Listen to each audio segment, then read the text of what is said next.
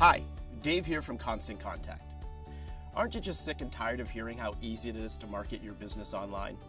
Just use this tool and that platform, and don't forget about doing this thing and that thing.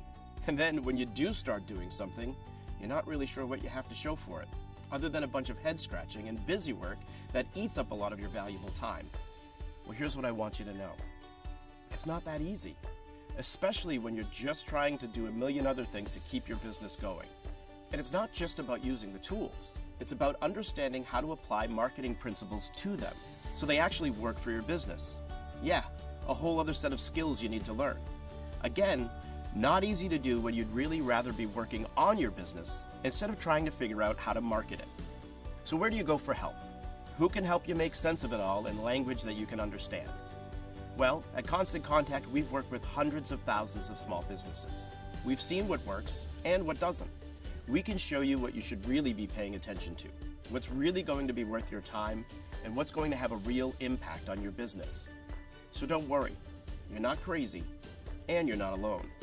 Our live support and training resources will show you how in a way that makes sense for your business.